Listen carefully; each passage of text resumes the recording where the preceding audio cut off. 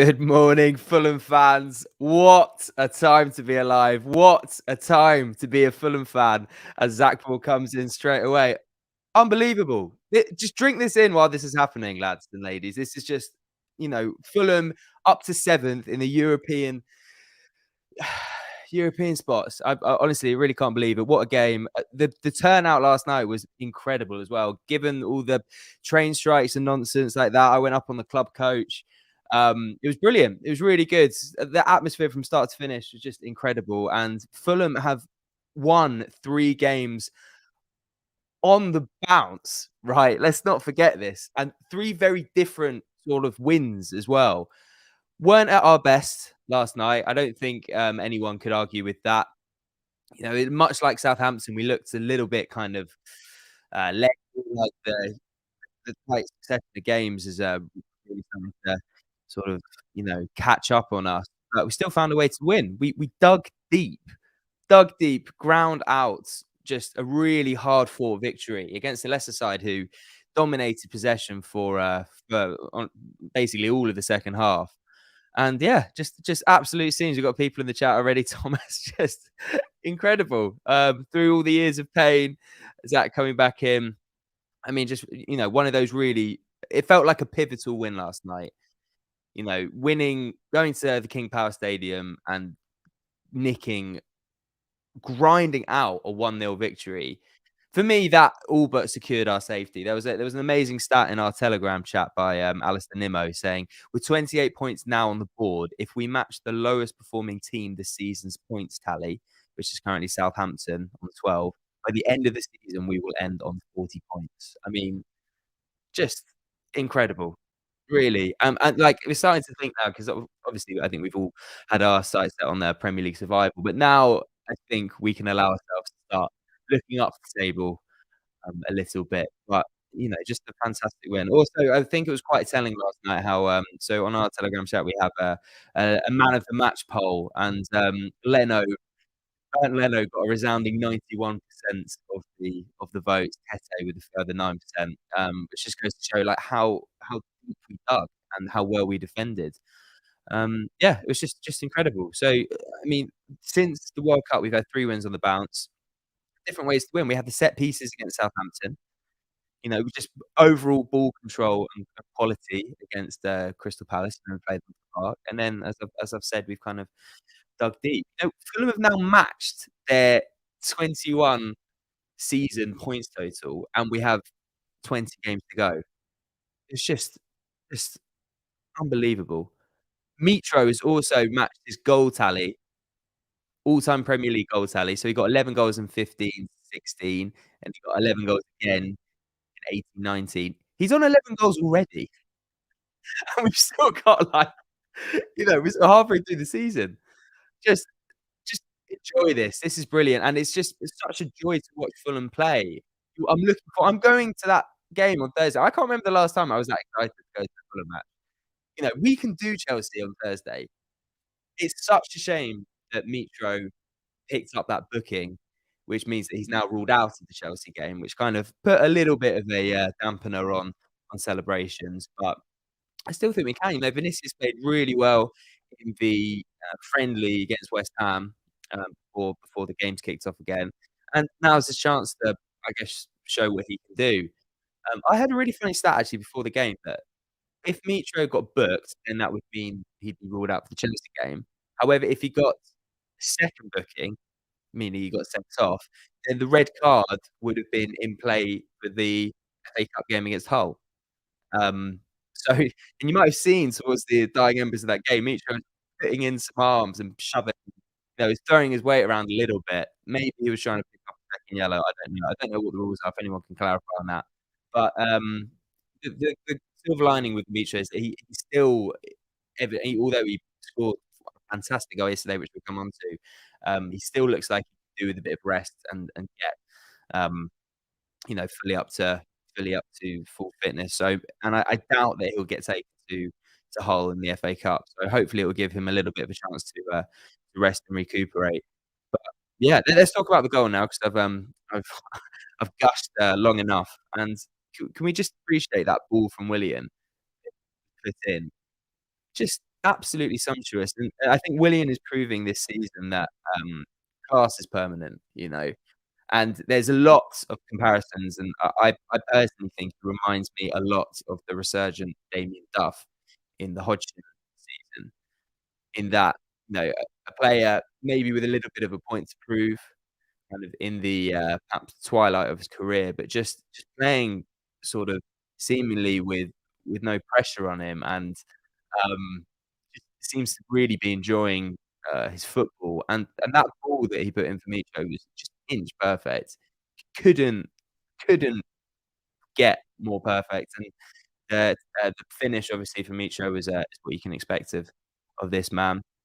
But yeah, and then we just sort of dug deep and held on for dear life for the rest of the game. Fulham are now tied on points with Liverpool, which is just, yeah, just let that sink in for a little bit. We're only behind on goal difference.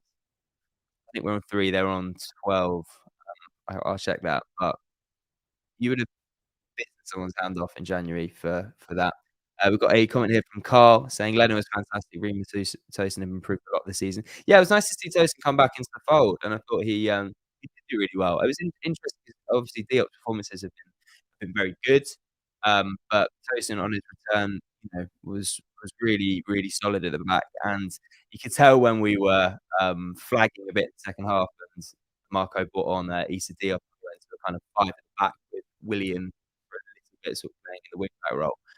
I really liked that as a kind of, park the bus, move, 'cause it meant that one of the 2 would go for the high balls in, and the other step back. It just gave us that sort of solidity. But no, I agree. I thought Riemann and Toast have been incredible. And just going back onto the comparisons to the Hodgson era, we had a comment, here from Ashley. Who do you think's better, current team or Hodgson's, 8-9 And there are so many comparisons here. You've got players like Tim Ream, who I think a load of people, I mean, I have to say, including myself, just didn't think he'd be able to step up to the mark this year, and maybe his kind of days were numbered in terms, and he's just had this I say renaissance because he was brilliant last year, but he just carried on at that level. Um, and I think it comes with we've got a lot of players in this team who've been at the club for a long time. You look at the likes of Ream, you've got, Bobby, you've got, Easton Stefano, you've got Kearney, and everyone knows their role within the team so well. Sometimes you just get it. I was talking to Sammy on the way back yesterday, where a team is more than the sum of their parts. And I mean, look at the Leicester team, for example, that won the league. We're talking about how on earth is Mark Albrighton getting in the Premier League winning side? It just doesn't make any sense because that team and the same with Hodgson's team, the players knew their role. It just clicked. I mean, the Konchesky got brought up as well yesterday. He was brilliant for us that Europa League season, and it's because he fit that system so well. And when he went to Liverpool, it just didn't work, and he kind of got shown up. Um, but I think that's to be said about Tim Ream. These players who have just, you know, been at the club for a long time and now everything just kind of works. And there are a lot of comparisons that can be made to this team and Hodgson's team. So I do think this current Fulham team is more than the sum of its parts. And I think that, we could genuinely I think we should be looking at top 10 finish now. And I don't think there's any reason why we should doubt that we can sort of hold on and at least battle for those Europa League spots if we carry on playing the way we're playing. Lone Wolf here says remain positive until the last second. Yeah, yeah, we did. We did last night. I mean, we shut up shop, as I said, but I think if we carry on this momentum for the rest of the season, you can just tell the way that the players stayed and applauded our away support last night. Um, they love playing for this side, and the chances of we're all going on a European tour were echoing throughout the Fulham end, and Mitchell was loving it, like, throwing it up, and I just don't know, I just got a sense that they felt like, "Yeah, fuck, we can do this. We can." They're all playing for each other, it's just we've got strength and depth as well now. We didn't see Solomon, make an appearance last night, but he was on the bench, um, and, maybe we'll perhaps see him brought into the Chelsea game, maybe a little bit too soon. Maybe the whole game actually would be a good time to see him play. We've got Harry Hayden here. I think we've been better than Chelsea in every way. Yeah, yeah, I think we have, and when was the last time we beat them? Is 2001, was it? We got that 1-0 victory with the pitch invasion and whatnot. Going into Thursday, as I said earlier, I can't remember the last time I was this excited for a game. I really do think Mitro or no Mitro, we've got a really, really good chance. What else we got here in the comments? Thomas Leno single-handedly earned us at least 6 points. He has. I was saying last night, I think that Leno is arguably our best goalkeeper since Areola. And I loved Areola. I thought he was a really, really top-class goalkeeper. Champions League, um, Champions League level goalie.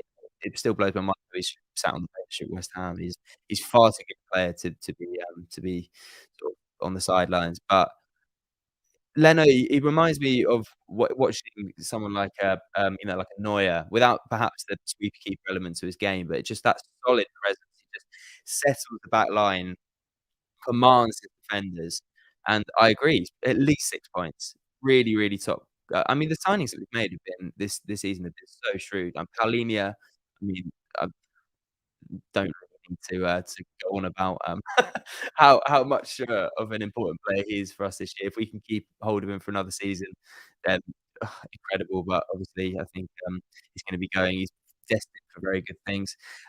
James Monroe, great win last night. I thought we struggled a bit in centre mid, especially Reed. Highlights the need to bring in another option. That was zero cover. Yeah, I mean, this is the position that we're worried about. We had Chalobah's sort of cameo has proven that perhaps he's not the one to be in the understudy for this sort of centre mid role. Reed and Palhinha have been so important in that midfield. And in January, if we can get a reinforcement to the enforcer, then I think we'll be in really, really good stead. But yeah, just enjoy this. Just enjoy this. Palhinha is a beast. Loftus was a huge disappointment. I mean, I don't think anyone would argue with that at all. But yeah, I've got some other stats. Oh yeah, I just want to talk about the Wilson miss because that was the only kind of negative I want to say. Got through on goal, obviously, 1-on-1. I think it's just one of those where, um, if a fully fit Harry Wilson gets on the end of that, then you think maybe he's going to stick that one in. But he chipped at the keeper. He had the centre back breathing down his neck. I don't think there was too much in it. And Fulham did have a bit of luck as well. They, Leicester had a very weakened lineup. I think they had 8 of their players injured last night. Dewsbury Hall got replaced by Ndidi at the last minute, another injury. But as everything just seems to be going our way at the moment, which is just a real relief. And if we can carry on with this sort of luck and stuff going away and grinding out victories, getting victories when we're not playing well, which is the oldest cliche in the book, but is the sign of a good team, which we are at the moment. And yeah, it's just an incredible time to be a Fulham fan. An amazing evening last night. Um, yeah, I mean, drink it in, guys. Drink it in because seasons like this don't come around for very often. And I know we were saying this last year, but it just goes to show how far we've come under Marco Silva. And as Bruce look to start their Hotball era, you just got to think like how how different things could have been. Honestly, Godspeed to that team, and my thoughts go out to you, Dennis Adoy, because you're in for a pretty dreary time whilst we are looking at the attendance, looking at those Europa spots. Fulham are in the conversation. We've like got that spot as we're going back into work in the morning, and yeah, it's just Fulham are an utter joy to watch at the moment. Um, Sammy, Jack, and Peter will be around for the Thursday club, which will be obviously out tomorrow. So if you've got any questions, do head to our Twitter and pop them in the comment section. But thank you very much for s reveling in Fulham's glory this morning with me on this quick take. Yeah, enjoy the rest of your days, guys. Watch the highlights over and over again for the last 3 matches. What was the last time? So Fulham have now done 2 away wins on the bounce. When was the last time we did 3 away wins on the bounce? Just it must have been years ago. It just doesn't happen. Anyway, enjoy the rest of your days. Thanks very much for tuning in, and yeah, we'll be back shortly. You right.